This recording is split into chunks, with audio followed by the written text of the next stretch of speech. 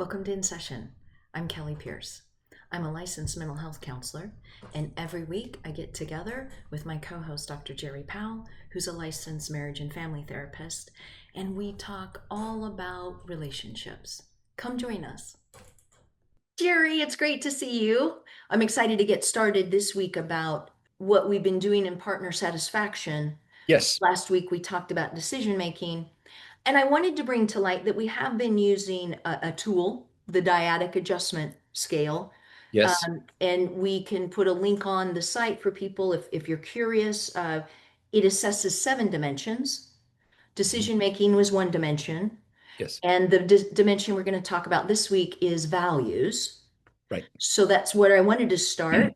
Okay. Well, the dyadic adjustment scale is a great tool to help you understand a little better about your relationship with your partner. You can go online, find it, take it yourself. It used to be just administered by professionals, but they go, you don't have to be a professional in order to understand more about your relationship. Well, when we think of values, um, I think they break them down into, how much do you find yourself in agreement in areas, things like religion. People hold that to be very, very high value. Even if they say, well, I'm not very religious, they know what non-religious looks like, or anti-religious, or are you very religious? Those are values that we hold. And if we find that we're skewed one way and our partner is way skewed the other way, which the dyadic adjustment scale, when you take it, will help you understand, Mhm. you have difficulty connecting on a value. So if one of your values is a strong religious belief system and your partner is not, and your belief system says you should include your partner and they don't want to be included, then you're going to be in conflict. And Jerry, how about the other area of conventionality? Conventionality is not easily understood, but it's really a belief of this is appropriate behavior, this is inappropriate behavior, this is debatable behavior.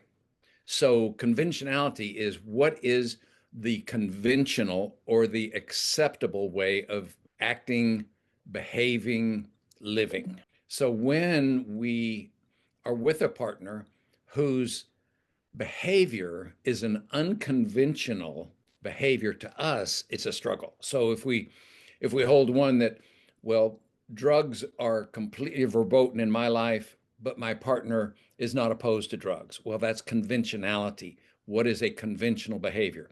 Some are opposed to particular alcohol abuse or use at all. No, I don't drink anything at all. Well, I don't think there's anything wrong with this. Well, I never want to get drunk. I think tying one on every now and then, getting drunk is just great fun.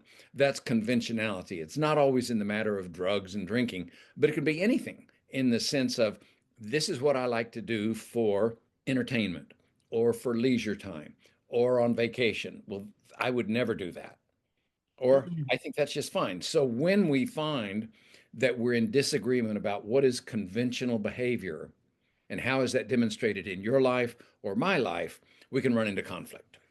I guess when it says conventional behavior, and I Mhm. think behavior, that means, when I enter a place, I always say please and thank you. And so I feel like my partner should do the same. Is that the same behavior? Are we talking about? Yes, yes. I've worked with Okay. couples where one fella said, I grew up in a family where nobody ever said please or thank you. And the other partner said, we always say please or thank you. And it's offensive to me that my partner doesn't thank me when I do things or say please when he asks for things. Well, that's conventionality, that this is what we do. I've worked with couples where before being married, one would have a particular lifestyle with other single people where they would go out and do things that singles do. And you can fill in the blank, whatever you think is conventional. Yep. But once they're married, the partner says, you're not doing that anymore. Oh, well, this is fine. We never had a problem when I was single. Why are you keeping me from my friends? So their belief of what is conventional behavior, what's acceptable, what's appropriate, was at variance with what their partner thought. We run into that anytime we come into nodes in a relationship, having a baby. Well, we used to do this beforehand. We're not going to do that anymore. Oh, it's just fine.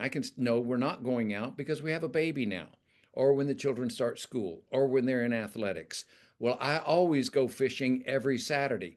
Not anymore. Why not? You can handle everything without me. No, now we've got two kids. You're not going fishing. We can fill it in with any kind of activity, behavior, leisure time, recreation, friendship, travel, that anything that we do that our partner considers unconventional. It may not be illegal or immoral or unsafe. It's just that's not how we do things anymore. It's going to be a conflict, and it begins to erode the cohesion, the connectedness that a couple has. I don't think I've ever considered those areas of value.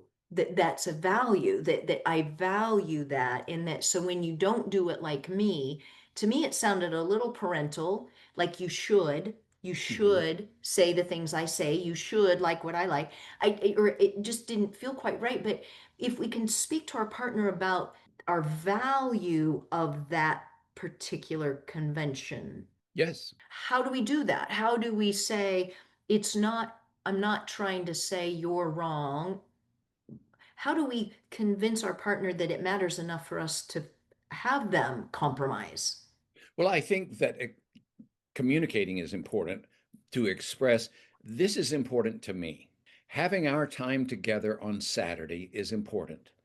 And while I know in the past you used to enjoy doing whatever it is, going golfing, going out with the girls, enjoying a day shopping by yourself, now that we're together, my values are that we should be spending our time more intentionally directed toward our partner than to other friends or activities.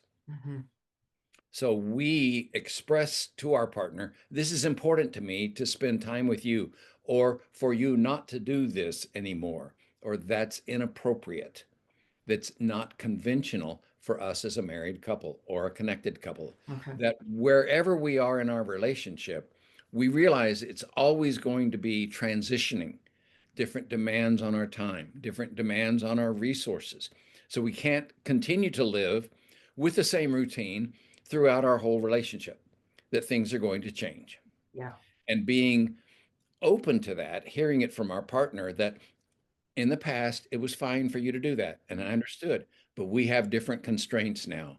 And my values say that that's no longer a conventional behavior for Mm. us as a couple to support. How do our values change? It sounds like they change. Over Or, time, they do. And when we say values, sometimes we're saying priorities okay. because it used to be valuable to me to do this. It used to be really important. Now the priority has changed. Particularly happens when you have children. Yeah. Priorities definitely change. Well, I still have values, but my priorities change. So my value of always doing this on a particular day, or doing this with particular friends, or doing this at a particular time of the year, children change that. And now I have to change. It's still important, but it's not a priority. I still value it, but I'm not going to value it as much because other things Okay. have superseded it. And it can cause conflict in a relationship of, I'm not giving this up. This is important to me. And yet we know of many couples that have changed completely different faith practices That's right. for the sake of their partner. Sure. Sure. And you go, well, it must not have been very important for them to give it up that easily. Well, it still may be very important, but their priorities have changed. My partner's important too. Mm. And recognizing that over time, our priorities change, our values change. We'd like to think our core values don't change. Those are things like integrity and honesty, and Okay. they don't change, but we're able to adapt our life in order to accommodate those in a different environment. I like the difference. I kind of like core value is one thing. Values, I think, in the conversation that we're having can maybe parallel right with priorities. I mean, I think we Yes. can speak about it that way. So when we come Yes. into marriage, where we're talking to partner about, I value this, I'm not saying a core value. I'm saying this is what I prioritize. This has become a priority for me now. We come into the conversation, we communicate it back to what you said earlier. If it's important to you, then it's important to me. because you're important to me. And there Yeah, we get that communication, that decision making, that concept working very well when it comes to values also. that's true.